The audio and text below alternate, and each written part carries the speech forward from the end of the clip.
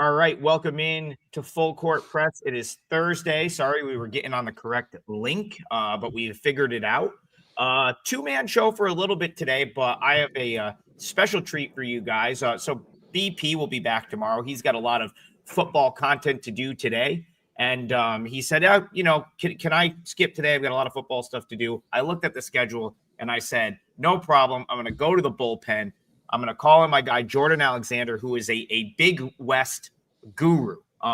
So he'll be on 15, 20 minutes from now to talk Big West basketball, Rob, which makes up half of the slate today, 9 games. Yeah. But the Big West has decided to take center stage and play a full slate of conference games tonight. So that's going to be great to talk about Jordan with. But before he gets here, I got to welcome you in. Auburn gets it done, and we hit the parlay last night, Rob. So congratulations to us. Yeah, the pressure was immense, Adam, as I'm watching that Auburn game, and the lead goes from 80 to 68 to 80 to 73 with a minute and a half left. I'm like, don't tell me this is going to happen to us again. But no, it didn't. The parlay gods were with us. We cashed. Probably puts us in a very good position here on the plus side. And, we were long overdue to have one of those go our way.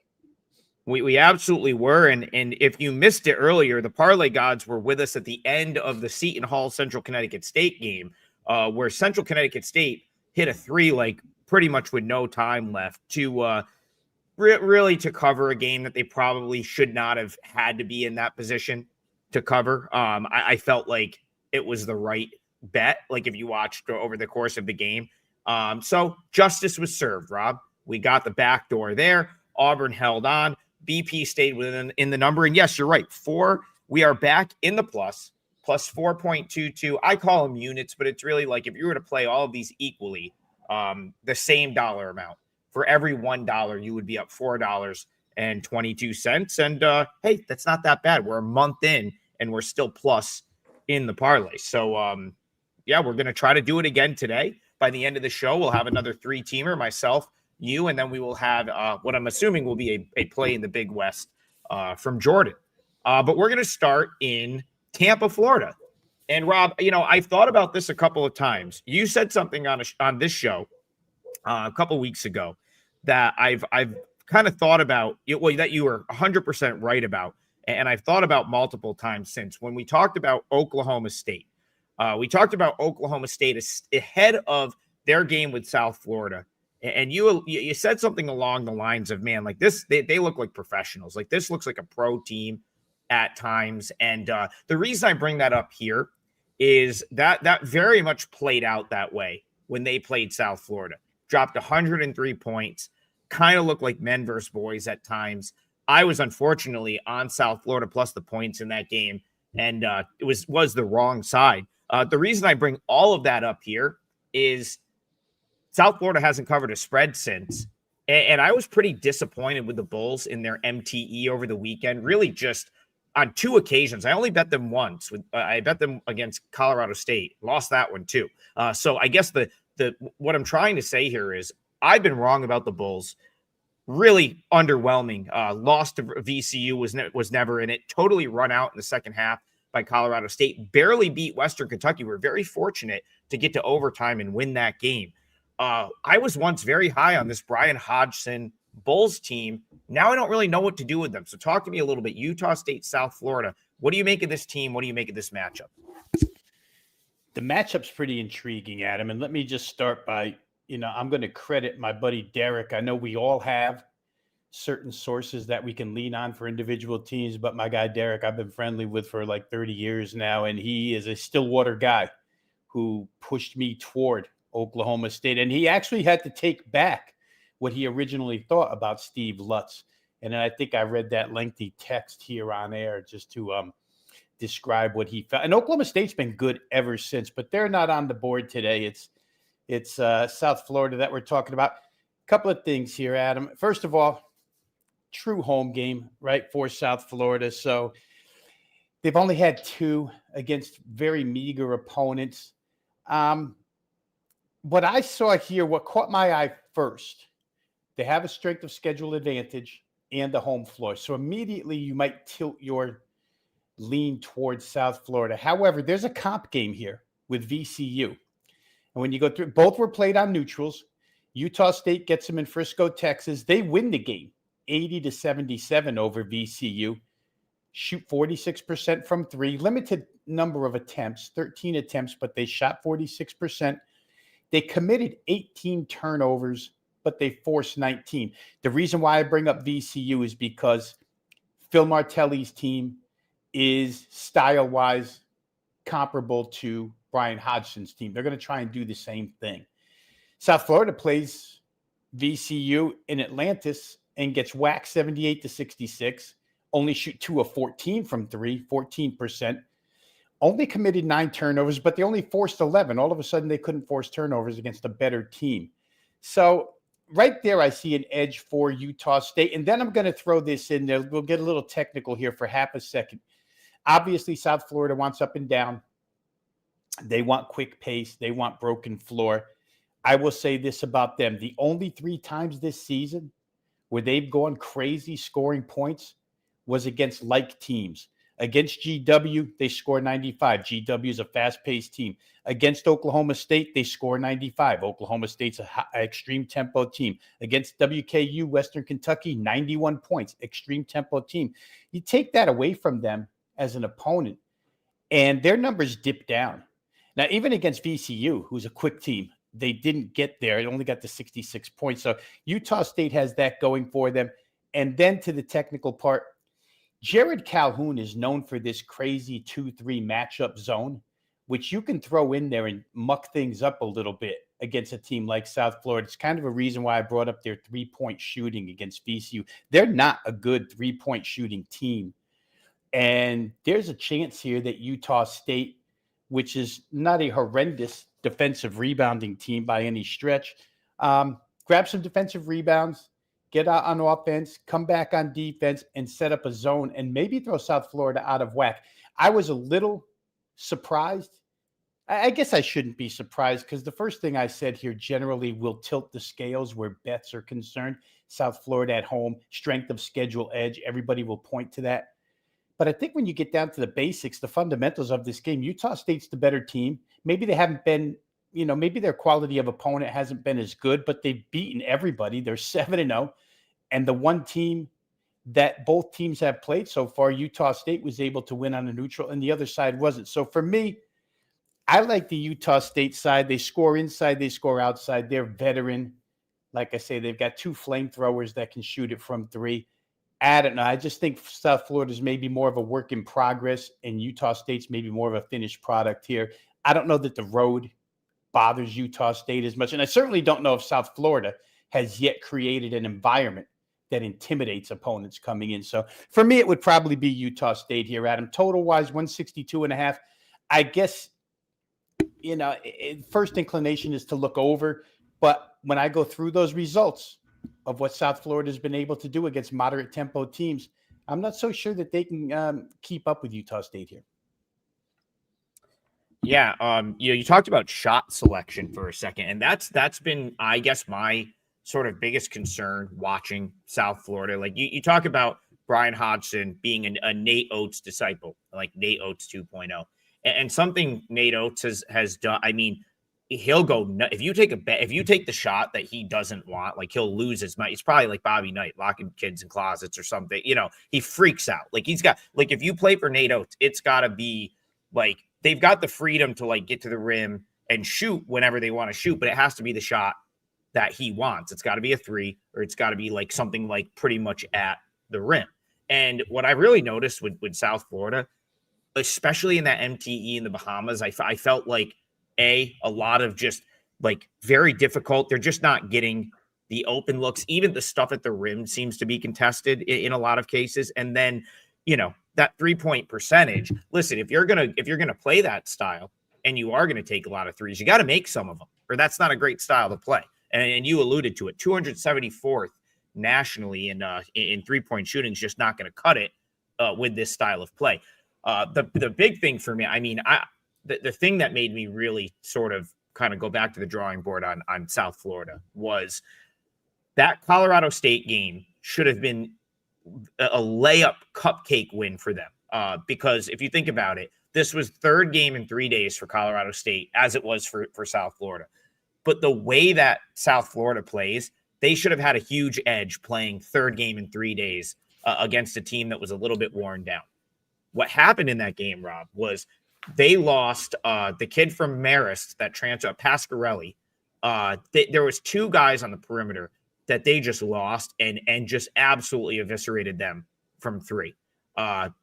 He was open every single time he touched the ball.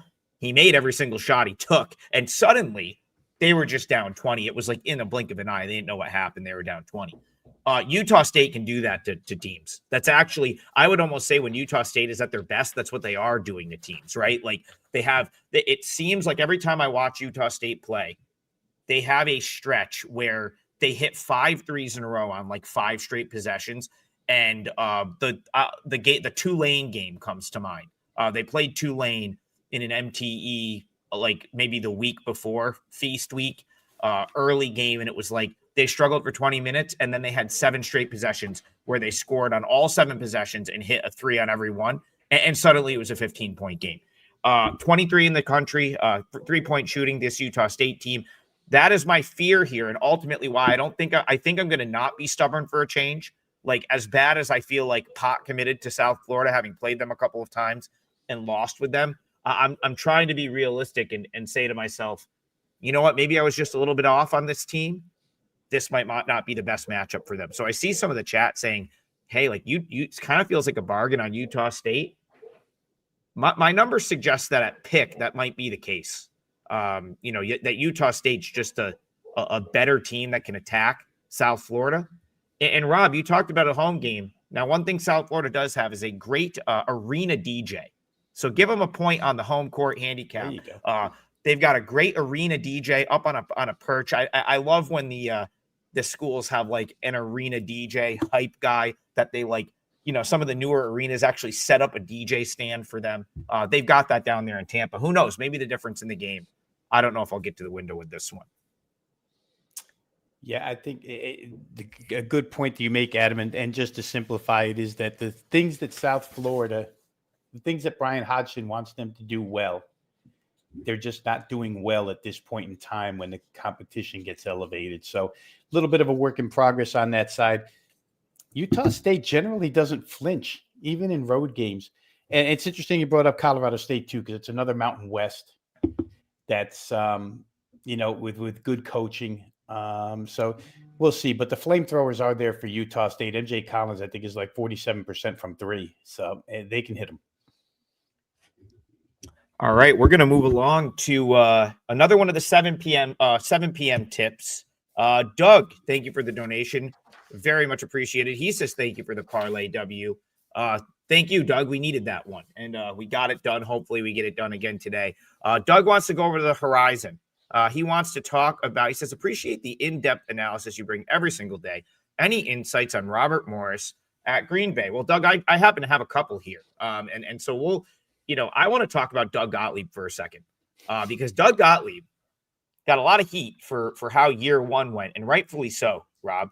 It was sort of an unmitigated disaster for Gottlieb in Green Bay in his first year.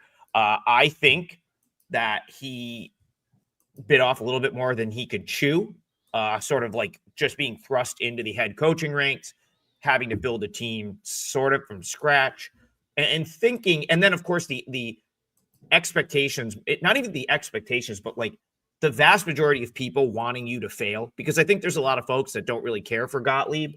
Right. I think that just turned into a very tough year zero type scenario for him. But I think Gottlieb learned a lot from year one. I think this particular Green Bay team, I've said it a couple of times, is better than last year's. And listen, players get the benefit of the doubt in their first year being able to develop from year one to year two. Sometimes you got to give a coach that benefit of the doubt, right? I think he learned from his mistakes last year, and he's starting to fix them this year. Now, on the other side of the coin here, Robert Morris goes to the NCAA tournament. They lose most of that tournament team. Of course, Fulgaris was one of the best players in this conference last year. He's now at Iowa. But you know who's a really, really good coach? That's Andy Toole, who I almost think doesn't even really matter what complement of players he gets. Like last year's Robert Morris team was not supposed to be any good, and he had them playing great ball.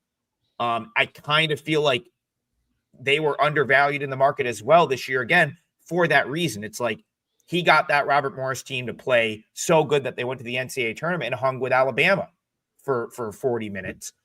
So why would he not be able to do the same this year in a Horizon League that has no clear favorite? Very intriguing matchup. I got to be honest, my number was Morris -1. It looks like it's -1.5, -1 some places. Open pick. Tough handicap for me here. Talk to me about Robert Morris Green Bay. Can you give any insight to Doug? Well, I think it depends what side of the fence you want to stand on, right? Do you consider the wins against Frank Martin's UMass team and a good Iona team? Do you think that's a sign of turning the corner for UWGB? If you do, then you probably want to be on them here against Robert Morris. Both teams are kind of similar, Adam, in style of play. It's not going to be an up and down game. It's going to be a lower scoring game, defensive minded. I think when you go through the numbers, the analytics, et cetera, you'll come out with Robert Morris being the slightly better team. Neither team is lighting it up as of now, but to boil it down to its simplest form, it really is a question of whether or not, and you said you think Gottlieb has learned some things in year 2. All of a sudden, they've scored some points. They really weren't scoring any points early on, but 79 against UMass, 80 against Iona. And again, the Iona win is impressive. I mean, for where Wisconsin Green Bay was. And Robert Morris, I would not consider a better team than Iona. You go to a neutral, you beat Iona.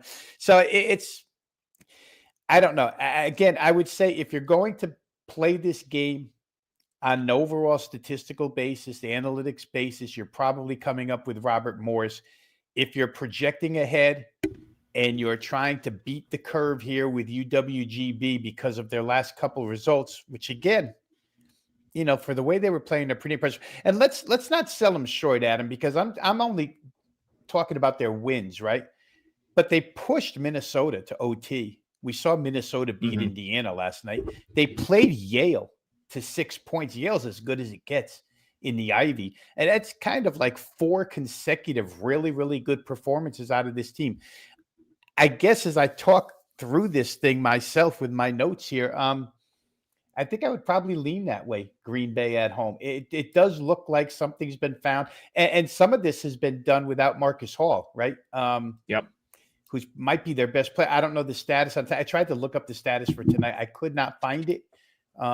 Maybe we can update folks watching here as we go on through the show. But I do think Green Bay, when you're doing this without your best guy, that's a pretty good sign right now.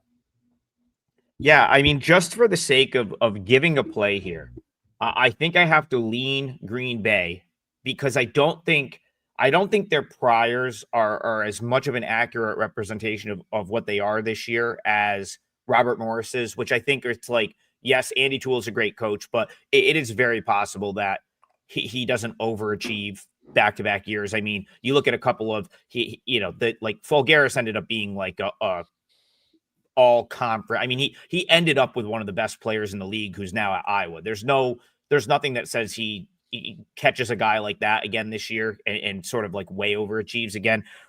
You talk about good results that didn't turn into wins for Green Bay. How about the Buffalo game? Green Bay was right in that one too. Buffalo's 8-0.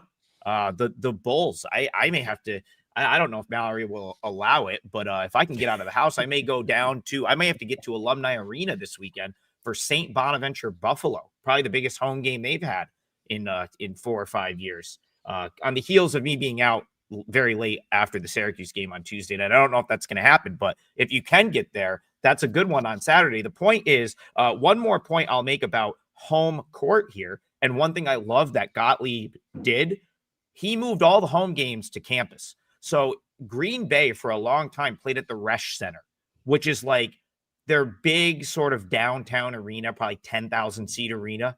And Gottlieb last year was like, we don't fill this place.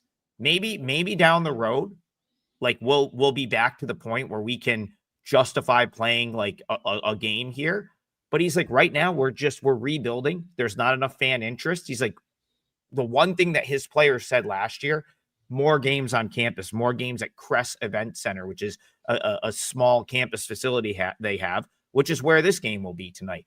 So I think that bumps Green Bay's sort of home court edge up as well. Now you're talking about, I think they're catching 1.5 here as well. Listen, I think if this gets to 2, I think the Green Bay is a pretty reasonable bet at 2. Don't know if it'll make my card, but I couldn't really fault you for taking Green Bay at 2 right here. Okay, I want to go to Rob. I don't know if you caught this, but the MAAC, the MAC, my MAC, Sienna's MAC, has hired a marketing consultant to change the name of the conference. They finally decided that after 40 years, they were sick of people saying Mac or the other Mac or like, right. So they literally have hired someone to come up with a rebrand of the conference. It only took 40 years. It's only been going on since the late 80s, I think, was the inception of the Metro Atlantic Athletic Conference. And finally in 2025, they said, you know what? We're sick of being clowned every time we get on SportsCenter Top 10 and one of the anchors makes a joke about it. So we are going to change the name of the league. As of right now, it is still the MAC, the MAAC. And we've got some conference play tonight up in, I think Merrimack is somewhere in the north shore of northern part of Massachusetts. They're new to the league. That's one of the only MAC venues I've yet to get to in my lifetime. Because they just came into the league last year, and they've taken some money today. Not really surprising to me. Riders in a world of just, I believe the university is 130 million in debt right now. You know, I'm wearing the St. Francis University zip up right here that I grabbed when I was actually, this was a gift from them. One of the only places I've been. They were really nice to me. They actually gave this to me as a gift. And the reason I bring them up is they are in their final year of Division I. And if you were to press me for the team that might be next to have to drop out of D1, it would probably be Rider because I believe they are in significant debt as a university. And I got to imagine that if they're losing money on athletics, that sports might be the next thing to go. They're kind of a disaster. I think this might be the worst team in the MAC this year. They have a couple of good guards that can play, but outside of that, they don't have much. And Joe Gallo, Merrimack, very good coach. He's going to, he might not have the horses he had last year, but that guy knows how to game plan for a backcourt. So do you agree with that move? Merrimack up from 7.5 to 9.5. Yeah, I think you have to, Adam, on a couple of bases. I mean, you talked a little bit about Riders' ineptitude. Now, I don't think we can hold against them the blowout losses that they've suffered because they took on really good competition. I don't know if those are, probably paydays in one way, shape, or form to try and get some money, but getting blown out by Auburn, getting blown out by Florida, et cetera, not that big of a deal. Getting blown out by Houston and Texas. The problem with them is they can't score. And Merrimack's a pretty good defensive team by MAC standards. And so you wonder how Rider's going to score points. You go up and down the results this year. They haven't really been able to score. Beat straight up by Coppin State. That's not good either. What you run into here with Merrimack is they're not this high-scoring team either. So it's the dilemma in any type of team sport handicapping when you have good defense against poor offense and you want to play the good defense. Can they score enough to get you the cover? Can they create enough separation? There's no real proof of that with Merrimack yet, but there is proof of Rider having that we're going to get blown out potential because they've done it so often now. I would think you have to play Merrimack here. They just look like they're the team that's in better shape at this point in time until we see a little more scoring out of Rider. It really wouldn't matter where the game is played. And Gallo, to your point, I kind of like Gallo, tell you the truth. I mean, he took this team from grassroots.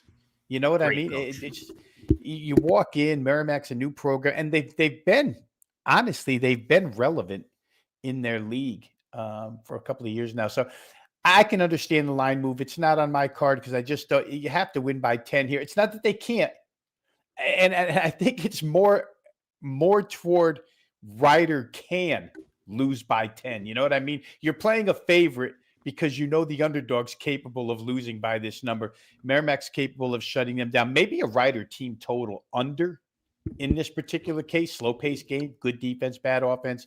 That could be a way to look at it as well. Yeah, you want to talk about Ryder not being able to score. They have a couple of guards that are pretty talented individual players. Zion Cruz, Flash Burton are both pretty good individual players. I think if you took them off of this team and put them somewhere else, that they're probably pretty good. But they have not been able to do it with no help this year, and that's essentially what they've been asked to do. Cruz shooting 33.3% from the field, Burton 37.5% from the field.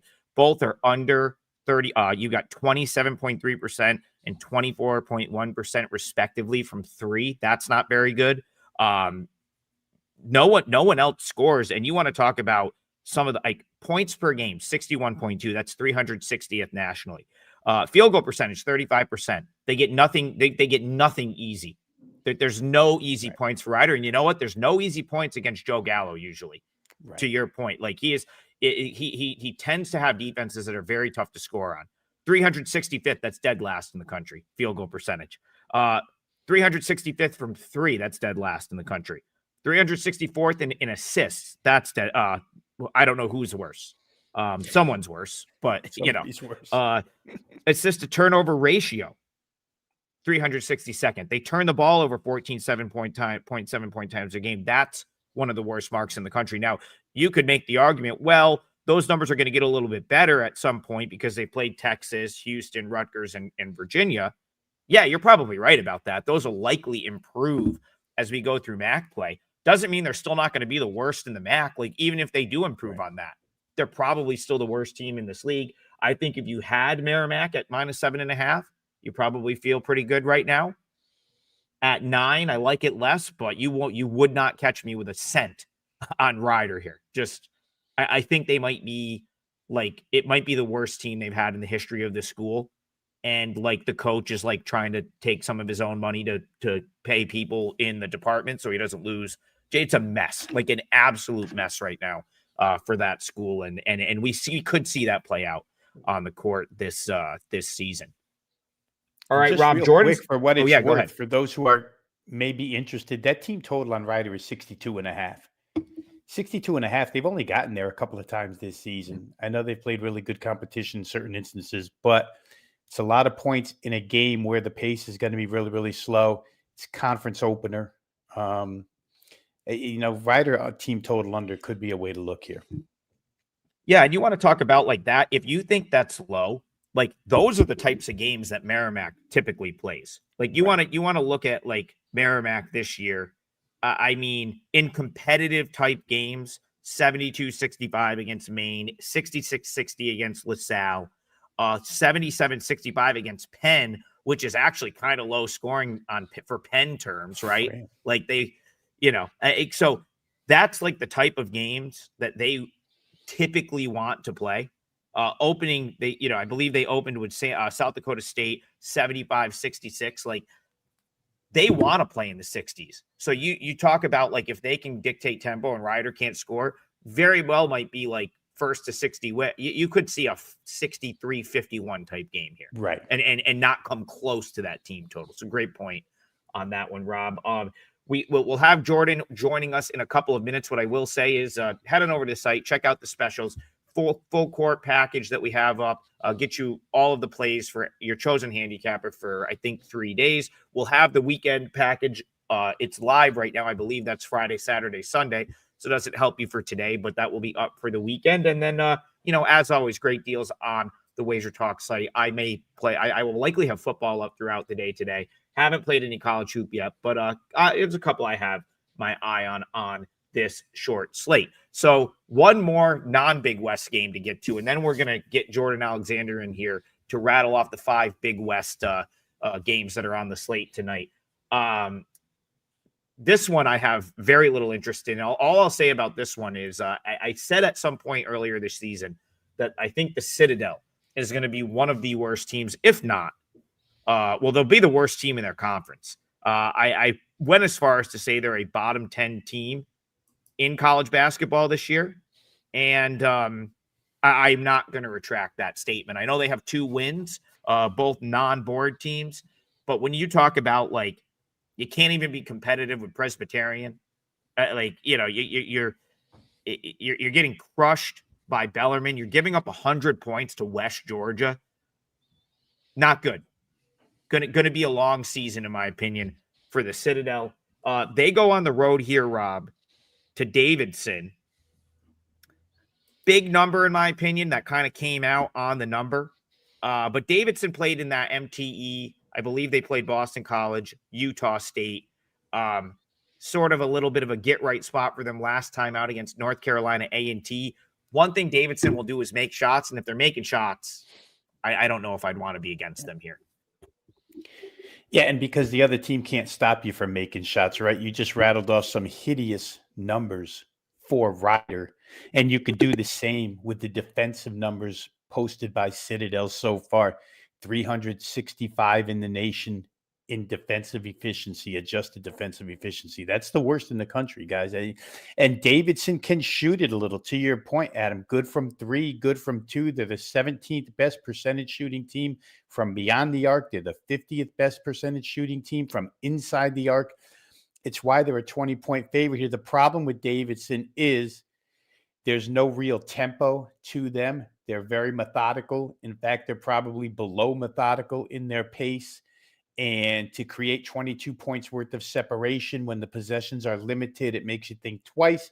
Not that they can't get there with a cover, but it does make you think twice about whether or not they can get to that type of separation here. You have to be really good on the defensive end if you're Davidson in order to cover this number against Citadel, which, not only don't they stop anybody from making shots at them, but they don't necessarily make shots either. The one good thing when you go up and down their analytics that you can say about the Citadel is they don't necessarily turn it over. So they're not going to cost themselves possessions, especially in a slow game where it's played in the half court. But, it's one thing to pass it around 5 times and get a good shot. It's another thing to pass it around 5 times and miss the shot and let the other team go out and make a shot. So it's the dilemma you're up against here. Davidson's clearly the better side in this game. Are they 22 points better? We always refer to the number as being the great equalizer. I think the folks who got in on under 143 as the opener were the smart people here. It's hard to see Citadel getting beyond the 60 mark. And if Davidson were to cut, if for Davidson to get to 80, may be a little rough here too, but 80 to 60 would win that bet for you. Now the number's down to 139.5. It no longer wins that bet for you. There still may be some wiggle room in the total going under, but as much as Davidson is better than this side, and as much as the matchup fits them hand in glove, it's hard to lay that type of number with a team that's just not going to create excess possessions. So I probably leave it alone and congratulate, the folks holding the closing line value right now. Yeah, I definitely agree with the move toward the under. Bayou's in the chat saying Citadel's also 355th nationally, which is one of the bottom 10 mark possessions per game. So small pace, lack of scoring, and assuming it gets ugly, which is what a 20-point spread would suggest. 0 extension at the end of the game, most likely. It would. It would probably take Davidson just going totally crazy to put this one over. Now, they've done it at points in time this year, but they were also a team I kind of had circled for a little bit of shooting regression, which started to sort of come in the MTE. I got a little fortunate. I cashed with them against Boston College, but they didn't shoot it particularly well. And then I want to say the next night they couldn't hit anything against Utah State. So, if Davidson's a little bit off shooting the ball, like even after that move, you're probably golden on the under right there. Probably going to hit that easily. As far as the spread, my number here was 21.5. So not enough wiggle room to get me to Davidson, and just no shot I'm touching Citadel. Kind of a Ryder-esque team where I'd rather just pass. And sometimes, Adam, the way to talk about or the way to look at these games, and we don't talk about it quite enough, but is to just cut the game in half, shorten it, and play Davidson first half, but the odds maker is right there taking it away from you, right? 12.5 for the first half, 20.5 for the game, or 21 for the game. So could I see 37-24 Davidson at halftime and Davidson cashing a ticket? Absolutely. That would also land you on under 66.5 for the first half as far as total is concerned.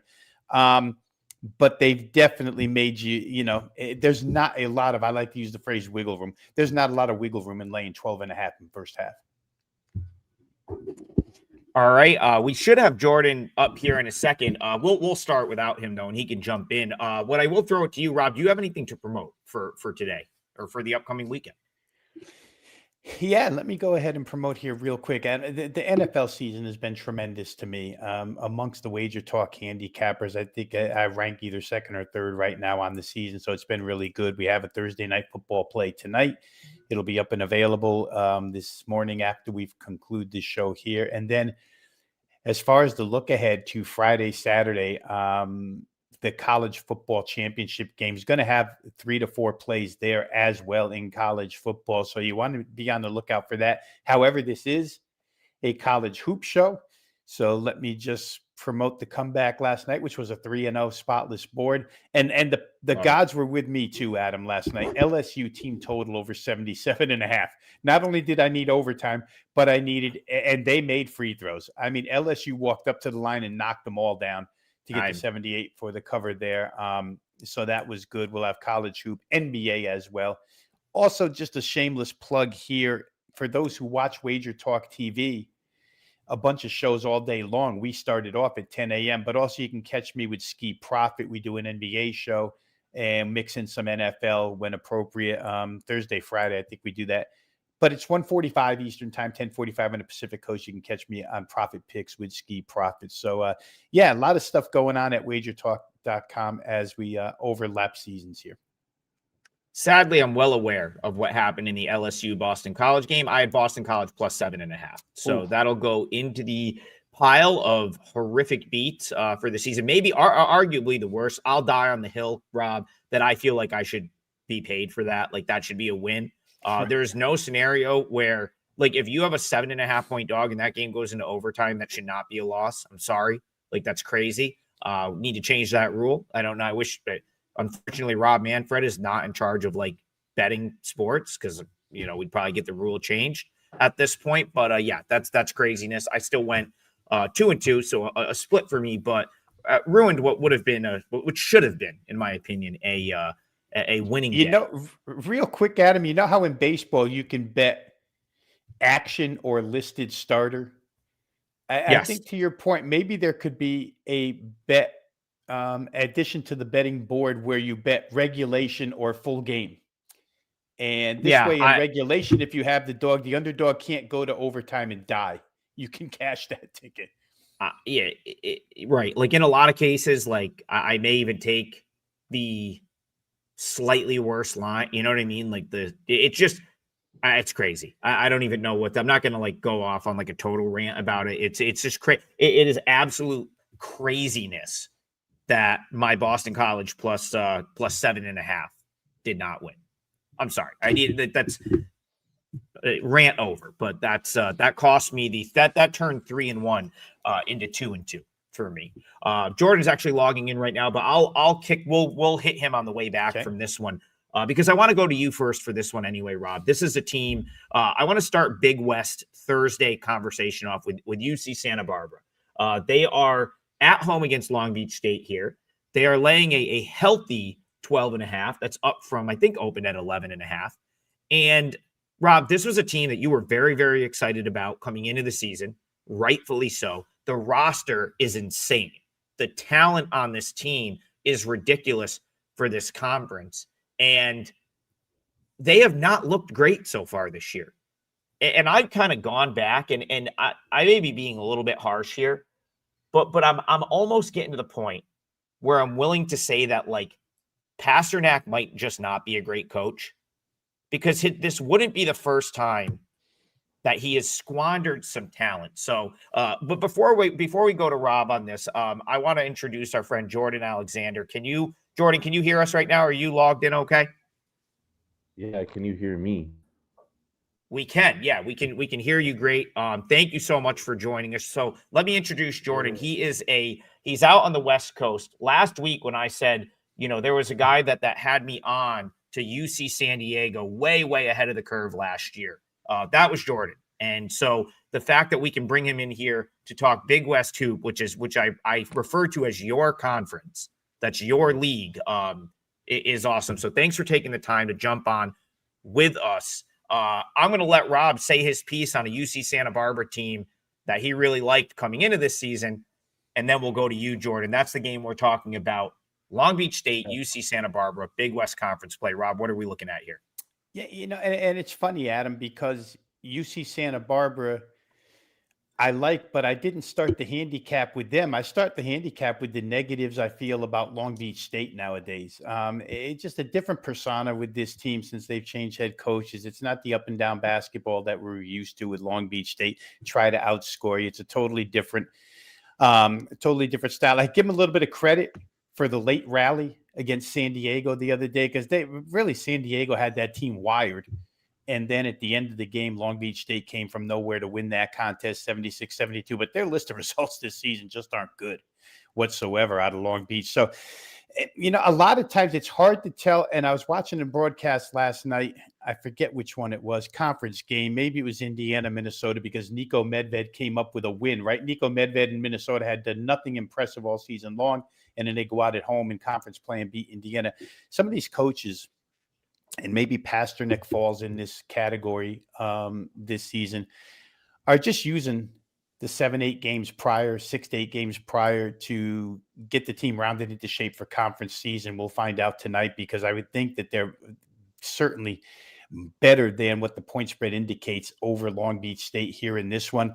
So I'll hold back and see the result. But I think if I was going to play UCSB, it would be not totally, but it would be mostly on a fade of Long Beach, because I don't see anything out of them that I like in particular at this point in time. And as you mentioned, the UCSB roster is loaded. And just on paper, you would think that if they come to play, they're supposed to be the right side here. It's the way I would look if I had to play it. I haven't played as of yet, still early morning here. We may see some numbers move in this one. But for me, again, I'll just repeat that I think it's more fade of Long Beach State than it is a total sell job on UCSB at this point in time. But they may have been just working some kinks out heading into conference season. Yeah, Jordan, go ahead. So, Long Beach State, Santa Barbara. You and I kind of texted back and forth about Pasternak maybe not being the best coach, and I kind of went and looked at his KenPom coaching rating. Seems to underachieve in that regard. So, do you think that's the problem here? Yeah, I mean, I agree with Rob. Like, coming into the year, UCSB, in my opinion, was the most talented team in the Big West, top bottom on paper, right? But every single year, UC Santa Barbara tends to have the best roster on paper with Joe Pasternak, always achieve, except for a couple of years.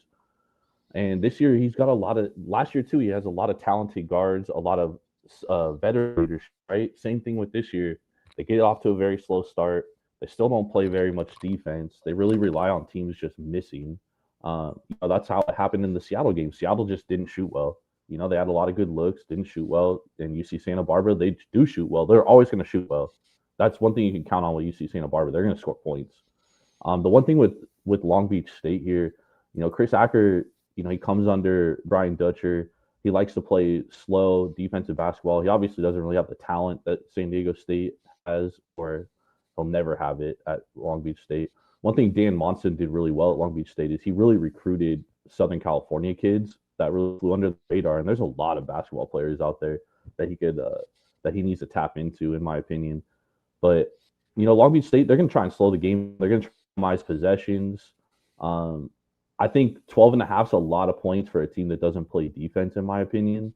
But this is a no play for me, because I agree with Rob. Like, I do think I could see a scenario where I don't know if I can cuss, but I do see a scenario where UC Santa Barbara just puts them out of the water, just because Long Beach can't score.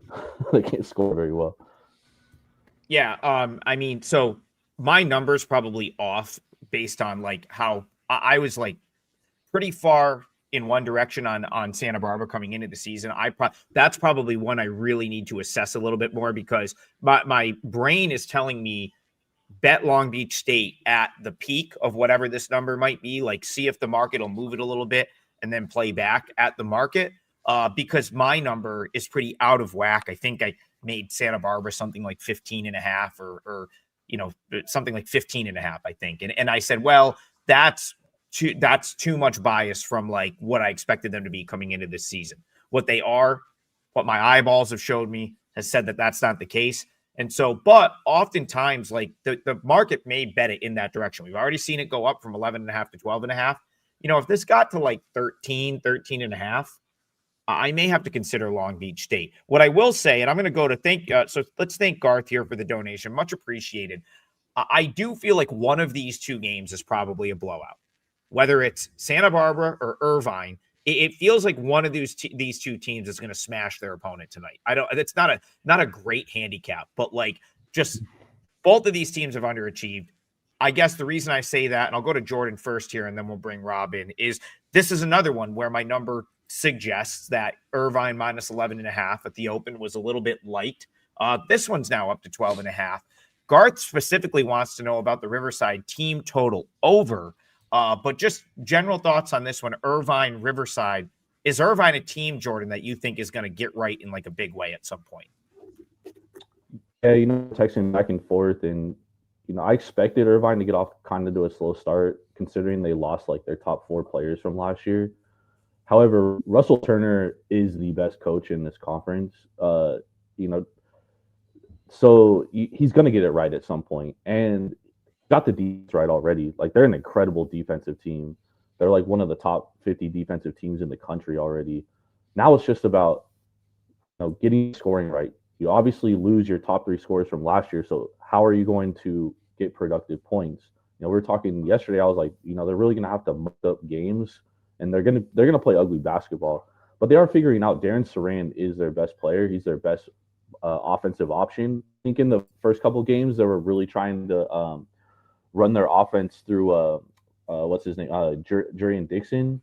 Jurian Dixon is an incredibly athletic player. He just doesn't really have a good outside shot. He has to be set. He's good going downhill, so he's good at opening things up offensively for kick and shoot. Right? They don't really have a lot of shooters, which is a problem. But they need to get out in transition, man. They need to force turnovers, get out in transition, and kill on the offensive glass. And that's what they've been doing lately, and that's how they need to win offensive games. They got 2 really good bigs in Chol and Evans. Evans is just a monster protecting the rim. I mean, Riverside's not going to get many buckets around the rim tonight. They're really going to have to shoot it over the top, and they don't really have a lot of good players to do that. I think Irvine smokes them tonight, dude. I wouldn't be shocked if this is a 30-point win for Irvine tonight. I love Irvine tonight. And you're buying low on Irvine too, because everyone, they have the opinion where, oh well, they've looked bad, they've looked terrible, So Jordan, I will tell before we go to Rob, I want to tell. So we'll let Rob say what he wants to say on this game, but I will tell you that part of the show we do lock in a 3-team parlay for the show, and so we will be asking you for a leg of the parlay. So you can wait till the end, but if you want it to be Irvine, you just have to let us know. If that's your best bet, you just let us know. You could lock me in for Irvine right now. I agree with that, and we're going to go to Rob and see if he concurs. Yeah, the first thing I'll say where Garth is concerned is I see that team total at 66.5, not 63.5. Makes a world of difference. Again, to Jordan's point, death taxes and UC Irvine defense, right? And UC Irvine big men. It seems like every year there's somebody standing at the rim, protecting the rim for that team. And it's generally always a question of, can they score enough to cover monster numbers? I don't see this year's being any different, although the shooting numbers are ridiculously low so far this season. You would have to expect some positive progression rather than saying regression. I always feel like regression is a negative phrase, but I would think that they do progress upward where field goal percentages are concerned as they get into Big West play. So they're the better team. For Riverside, it's a slower type game. And again, when you get into these defensive-minded, slower type games, limiting possessions, we've talked about 2 or 3 of them already today. It's just hard. You have to shoot a really good percentage against a really good defensive team to get to 67 in this instance. And I don't know that they can. 63.5 would, in basketball, it does make a difference. You're talking about the difference between a three-pointer or not a three-pointer. So I would think they stay under 66 points here. The money is betted that way from 67 down to 66. Doesn't necessarily mean it's a win, but I have a hard time seeing Riverside climb that ladder tonight in, conference play, where you would expect the intensity, the focus level, and all of that to pick up a little bit. Yeah, I mean, one thing I'll say about kind of having watched UC Irvine this year is like they definitely seem like they lack that player that bails them out on the offensive end, like they've had the last couple of years. Maybe it'll be, there are guys that it could potentially be, but they like Saran might be that guy at some point, but like they don't. What was it? Luchin last year was just like anytime they needed something, it was like. He's got you. Shot clock's at 1. We are desperate for a 3. He's 9 feet tall. Yeah, no problem. They fouled him. He goes to the line. He hits both. That was Irvine, especially every time I faded them last year. This year, they don't really have that. But in this matchup, they should abuse Riverside on the glass. They should get every rebound in this game. Riverside's going to have a tough time getting shots off. It could get ugly. And I think, well, for our sake, I hope it does. Since we've got Jordan's leg of the parlay being Irvine, I very much agree with. This was one where this was a number. Yeah, I had this one 16 is what I made the number in this one. And I think I might lean toward that maybe more than Santa Barbara, where I feel like, okay, like maybe there's something to being that far off market, because I'm still more of, I think, a believer in this team because of Russ Turner than I am Santa Barbara at this point. So I think that's a good call, Jordan.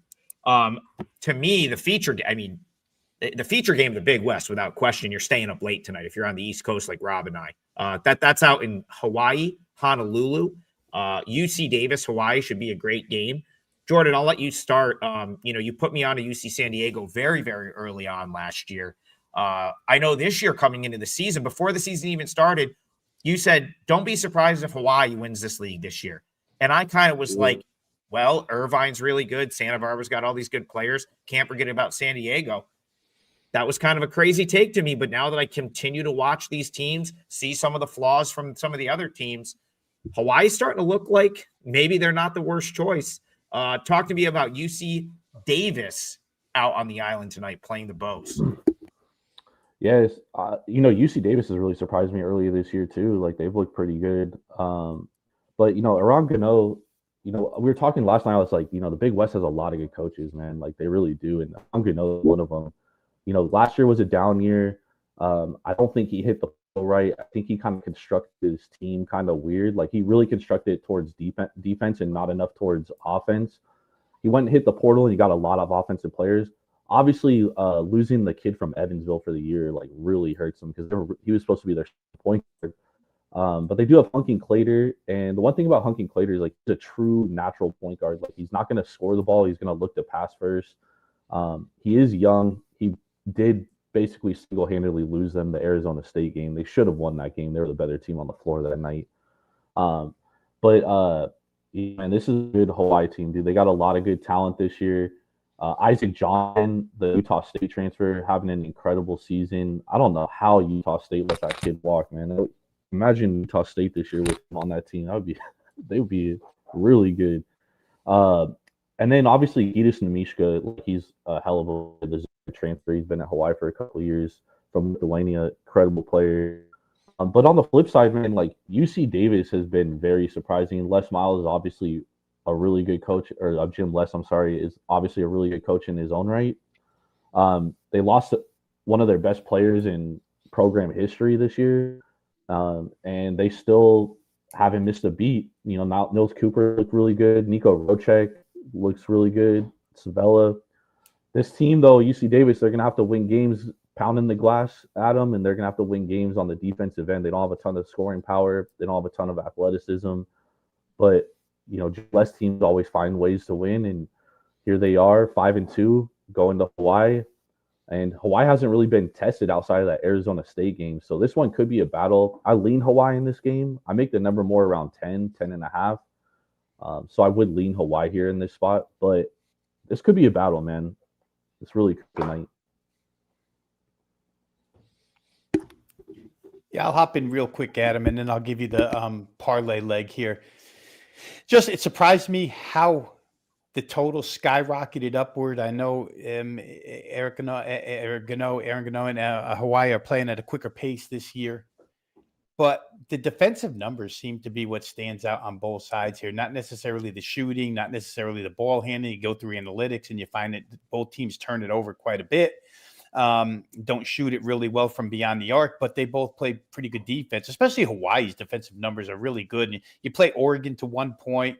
And like Jordan said, you play Arizona State the way you played them. Those are good losses. If there is such a thing, those are really good losses heading into Big West play. So I thought under might've been a better look, but obviously the market thinks this game's going to go up and over, pushing it all the way to 46.5. And maybe it's time for pushback on that total and, look toward the under real quick here, because I know we're pushing our limit here.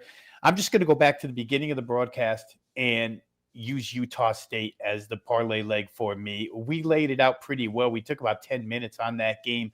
But I think they do all the little things, and they just never get rattled, guys. They just never get rattled. The venue, I know the DJ in South Florida that you mentioned, Adam, maybe they play some music that, the Aggies don't like so much, but they're just so good in so many facets. And the comp game for VCU is the one that really pushes it over the edge. Utah State has faced this in Martelli's style defense. They, Hodgson, the Natos disciple, as we discussed, and they did well against it. Shot it well from three, beat that team outright. South Florida didn't handle it as well. Both games run a neutral. I like Utah State -1.5. And real quick, we made a little point about talking about line moves the other day. This game pushed all the way to 3 early, and now has come back to 1.5 where it originated. And so you got one group on one side, take back on the other. I think we're getting the best of the number. Utah State -1.5. Yeah, I like I said, I think where I'm at now after on USF after the last few games they've played, I would agree with that. I'll go back to the game that we were talking about real quick. I know we've got to wrap up in like 5 minutes or so, but I'll go back to the game we were talking about real quick. Jordan, I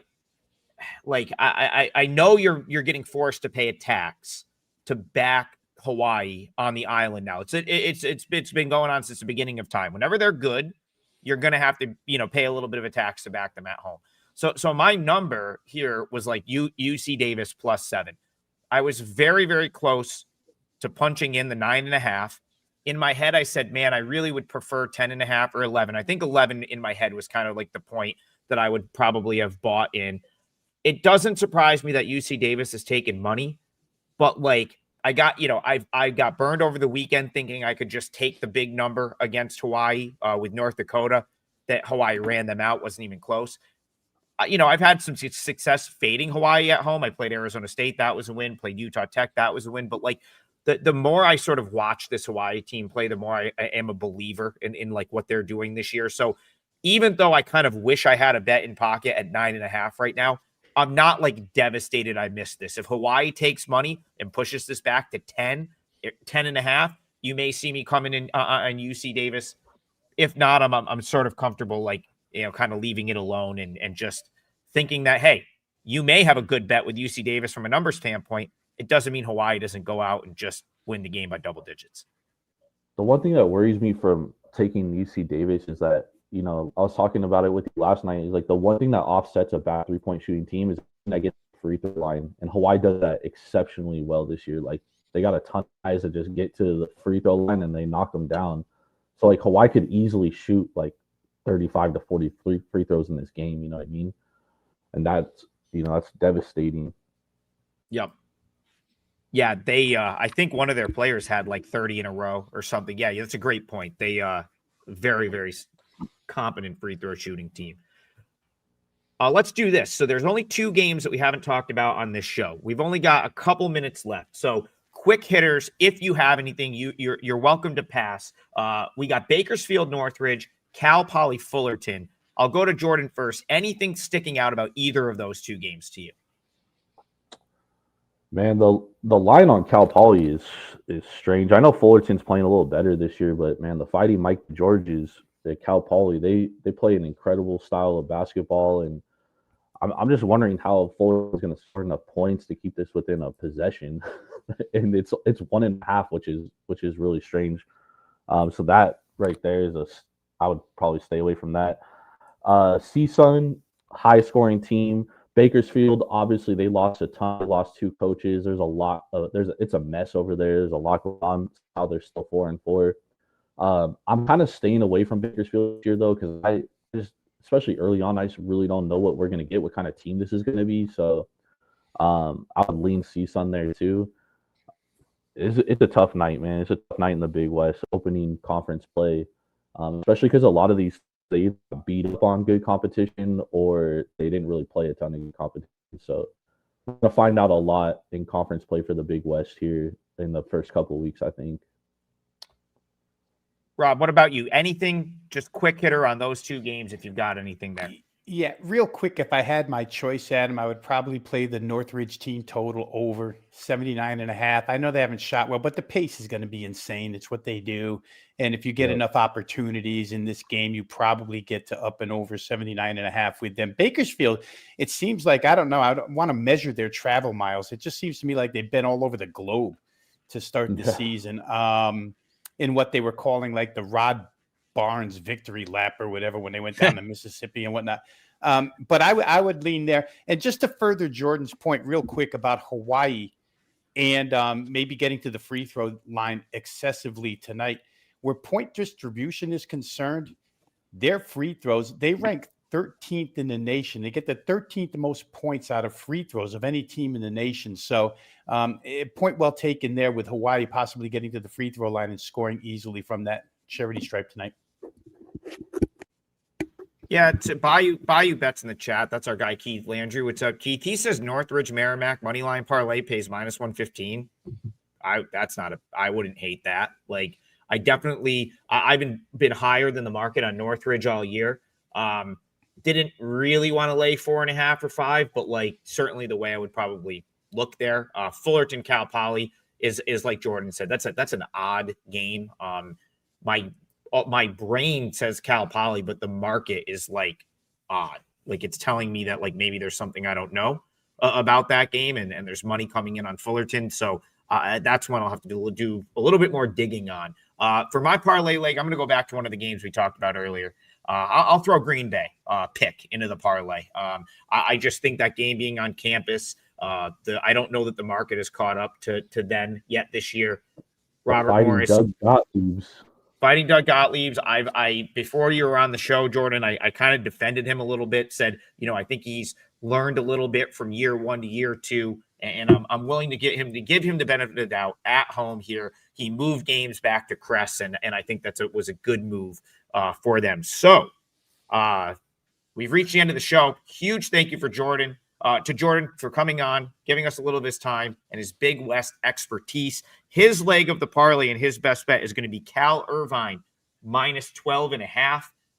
And then we've got 2 early ones. So hopefully Rob and I can take care of business early so we can get to Jordan's leg and cash this parlay. If not, you could just bet the Irvine game straight. Rob's going to go with Utah State -1.5.